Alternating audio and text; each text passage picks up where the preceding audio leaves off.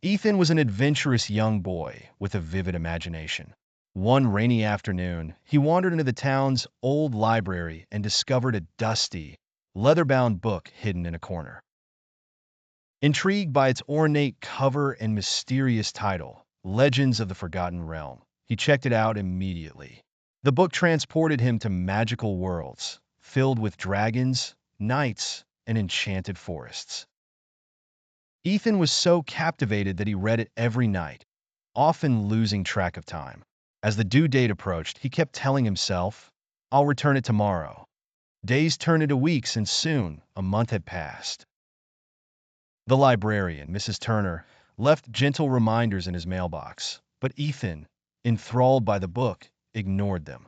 One sunny afternoon, Ethan realized he had to return the book. He didn't want anyone else to miss out on its wonders. But when he arrived at the library, he found it closed for renovations. A sign on the door read, "Reopening in 2 weeks." Panic set in.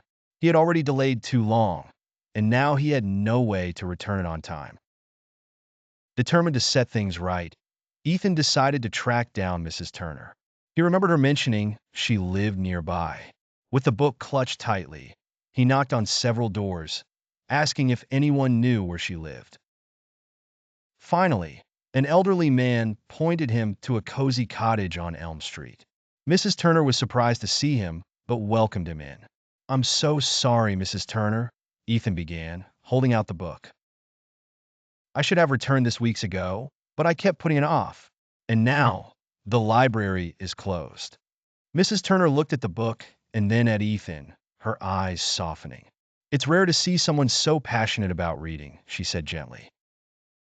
"But it's important to respect due dates. Others may be waiting for this book, just like you were." Ethan nodded, feeling a weight lift off his shoulders. "I understand now.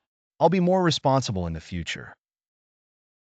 Mrs. Turner smiled and took the book from his hands. "Thank you for returning it, Ethan. Remember, books are for everyone to enjoy." As he walked home, Ethan felt a sense of relief and newfound responsibility. From that day on, he made it a point to respect deadlines and take care of shared resources, knowing that his small actions could impact others. The lesson stayed with him, making him a more thoughtful and considerate person.